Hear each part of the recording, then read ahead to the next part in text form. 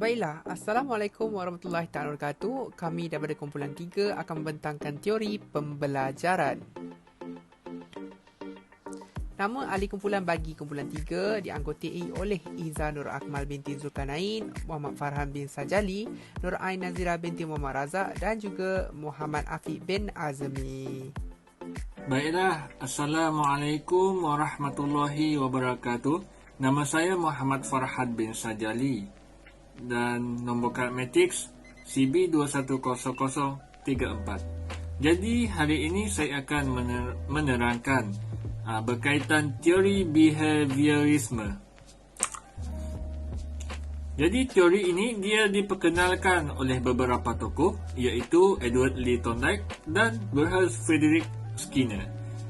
Okey, untuk Edward Lee Thorndike, dia mendefinisikan teori ini sebagai rangsangan dan gerak balas yang akan berlaku jika kesan tingkah laku menyeronokkan atau menyakitkan.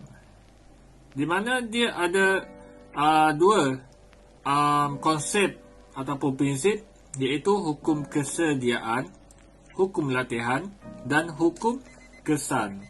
Di mana untuk hukum kesediaan, ia berkaitan dengan guru-guru memastikan pelajar ada kesediaan sebelum memulakan sesi pembelajaran.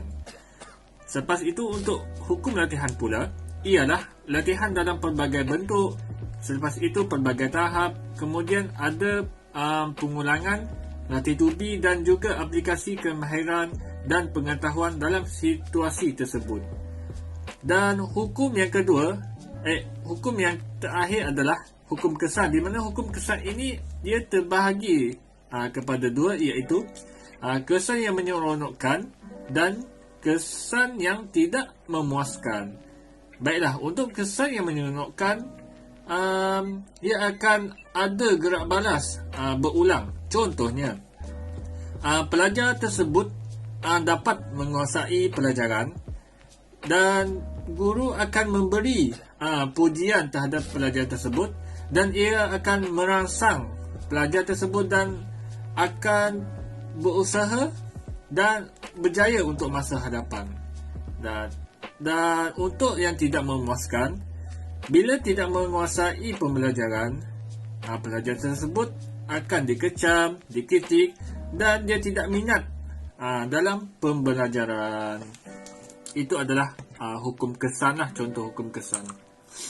Baiklah, untuk Wilhelm Friedrich Skinner, dia mengatakan bahawa kesan dan akibat yang membawa kepada tingkah laku baharu adalah bergantung kepada penugahan positif dan penugahan negatif. Di mana penugahan positif adalah ada pujian, ganjaran dan galakan yang diterima dan ia akan merangsang gerak balas yang seterusnya. Sebagai contoh, pelajar siapkan kerja. Jadi guru akan beri pujian kepada pelajar tersebut dan pelajar tersebut akan berasa seronok lah, dan pelajar tersebut akan sentiasa siapkan tugasan pada masa akan datang. Itu adalah contoh untuk penugahan positif. Manakala untuk penugahan negatif pula, di mana guru menegur rambut panjang dan tidak kemas setiap kali pelajar tersebut masuk ke kelas. Jadinya pelajar tersebut dia akan potong, kemudian sikat rambut dan nampaklah kekemasan tersebut. Dan untuk apa? Untuk mengelakkan ditegur oleh guru tersebut dan tidak lagi mengkritik, dan pelajar tersebut akan menjaga kekemasan rambutnya. Itu adalah kesan daripada penugahan negatif, di mana negatifnya adalah dari segi rambut yang panjang lah. Baiklah, untuk teori pembelajaran ini juga dia menjelaskan cara menarik rasa minat pelajar terhadap pembelajaran mengikut teknik penugahan dan memberi hukum atau penugahan yang betul yang akan memberi kesan terhadap tindak balas pelajar. Okey, untuk prinsip teori ini, yang pertama adalah menambahkan atau mengurangkan rangsangan. Yang kedua, pelajar menguasai langkah awal sebelum berpindah ke langkah lain. Maksudnya step by step lah. Dan yang ketiga, memberi peneguhan positif dengan memuji pelajar agar mereka bertambah minat dalam pembelajaran. Dan yang keempat adalah membuat aktiviti pelbagai untuk memberi rangsangan terhadap pelajar. Maksudnya untuk memastikan pelajar sentiasa aktif dalam sesi pembelajaran. Baiklah, untuk di dalam bilik darjah, guru memberi maklum balas secara kerap ataupun mengajar step by step dan mengaplikasikan teknik-teknik dengan betul dengan memberi ganjaran dan memberi peneguhan positif akan memberi kesan yang baik dalam pengajaran dan pembelajaran. Untuk di luar bilik darjah pula, apabila guru dapat memberi rangsangan yang memuaskan, pelajar akan menyiapkan latihan di luar bilik darjah. Justru proses latihan bukan hanya di dalam bilik darjah sahaja. Baiklah, itu sahaja daripada saya. Jadi saya teruskan pembentangan dengan rakan seperjuangan saya. Sekian, terima kasih. Nama saya Izanur Akmal binti Zulkarnain, nombor matrik CB210208. Saya akan membentangkan teori humanistik. Teori humanistik merupakan proses belajar dalam mengembangkan potensi diri seseorang individu mengikut tahap kemampuannya dan perubahan yang dialami dari segi emosi atau perasaan. Dalam teori humanistik ini, seseorang itu akan mencari kebolehan dirinya untuk diaplikasi dalam persekitarannya. Menurut Abraham Maslow, teori humanistik ini merupakan keperluan manusia mengikut peringkat dalam potensi diri. Keperluan manusia itu terbahagi kepada dua, iaitu keperluan perkembangan, iaitu dari segi sosial, penghargaan diri dan pencapaian hasrat diri. Yang kedua adalah keperluan kekurangan, iaitu dari segi keperluan fizikal dan jaminan. Terdapat 5 tahap keperluan mengikut Abraham Maslow. Antaranya ialah yang pertama, keperluan fisiologi. Keperluan ini adalah peringkat yang paling asas. Keperluan ini adalah penting bagi organisme, apatah lagi pada manusia. Keperluan asas ini merangkumi apa yang diperlukan untuk diri atau individu seseorang seperti keperluan mendapatkan makanan, minuman dan tempat tinggal. Yang kedua adalah keperluan jaminan. Keperluan ini adalah termasuk dari segi keselamatan peribadi, keselamatan kewangan dan kesihatan. Yang ketiga adalah keperluan sosial. Keperluan sosial ini adalah merangkumi keperluan manusia untuk dicintai dan perasaan kebergantungan. Semua pelajar merasai bahawa mereka diperlukan dan mempunyai peranan tersendiri di dalam kelas. Jika peranan itu dipenuhi, perasaan tekanan dan ketegangan di kalangan pelajar dapat dielakkan dan dikurangkan. Yang keempat adalah keperluan kebanggaan. Keperluan ini adalah melibatkan keperluan pelajar dan guru untuk dihormati dan diberi peluang menghormati orang lain, seperti memberikan tugas kepada mereka yang boleh memberikan mereka peluang untuk memberi sumbangan. Ini akan meningkatkan lagi perasaan penghormatan diri di dalam diri pelajar ataupun guru. Yang terakhir adalah keperluan kesedaran diri. Keperluan ini adalah kaitan dengan keperluan untuk mencapai cita-cita seseorang individu itu mengikut potensi individu tersebut. Terdapat beberapa prinsip teori humanistik dalam pelajaran. Yang pertama, pelajar harus menanamkan sifat kepercayaan pada diri sendiri untuk mendapatkan semangat dalam meningkatkan potensi diri. Persekitaran yang kondusif dan perasaan amat penting kerana ia boleh mempengaruhi proses pembelajaran. Persekitaran yang tidak kemas dan kotor boleh menyebabkan pelajar berasa terganggu dan kehilangan tumpuan semasa pembelajaran berlaku. Yang terakhir sekali, pelajar menilai diri setelah pencapaian yang ditentukannya tercapai. Selepas proses pembelajaran berlaku, pelajar boleh menilai tahap kefahamannya mengenai pembelajaran yang telah dipelajari. Di dalam bilik darjah, Guru boleh mengaplikasikan teori humanistik dengan melakukan aktiviti pembelajaran secara berkumpulan seperti melakukan kuis di dalam talian dan tugasan untuk membuat refleksi hasil yang didapati daripada kerja berkumpulan. Dengan cara ini, ia dapat membantu meningkatkan kemahiran sosial yang efektif antara pelajar. Dengan melakukan kerja aktiviti berkumpulan ini, ia juga dapat melahirkan emosi dan intelek yang seimbang semasa melakukan proses pembelajaran. Di luar bilik darjah, pelajar akan saling tolong-menolong bagi menyiapkan tugasan yang diberikan oleh guru dan membuat penilaian hasil daripada kerja berkumpulan, hasil daripada pencapaian menyiapkan tugasan secara berkumpulan. Dengan ini, pelajar akan dapat menilai tahap kefahaman masing-masing melalui tugasan yang telah diberikan oleh guru. Baiklah, Assalamualaikum warahmatullahi taala wabarakatuh. Saya Muhammad Afiq bin Azmi, bernombor metrik 210196, akan membentangkan bahagian teori kognitif. Baiklah, apa itu teori kognitif?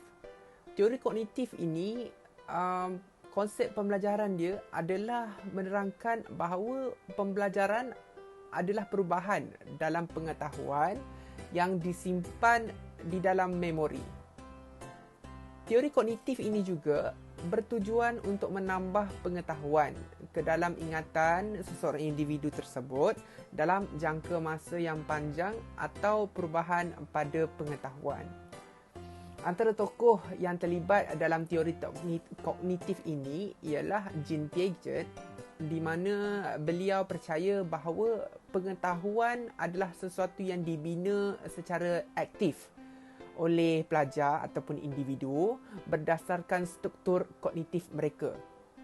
Teori kognitif ni mempunyai asas bahawa pembelajaran adalah aktiviti dalaman yang terdiri daripada konsep memahami, mengingati, memproses data dan juga perasaan.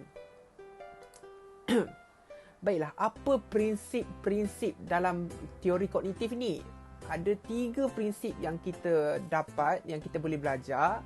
Itu yang pertama, belajar merupakan perubahan pemikiran dan pemahaman proses pembelajaran. Yang kedua, pelajar dapat menyelesaikan masalah kecil dan besar dalam pembelajaran seperti menghafal dan juga menganalisis. Yang ketiga, satu teori pembelajaran yang menyeliputi dari aspek pengumpulan data, menghafal, memahami dan sebagainya.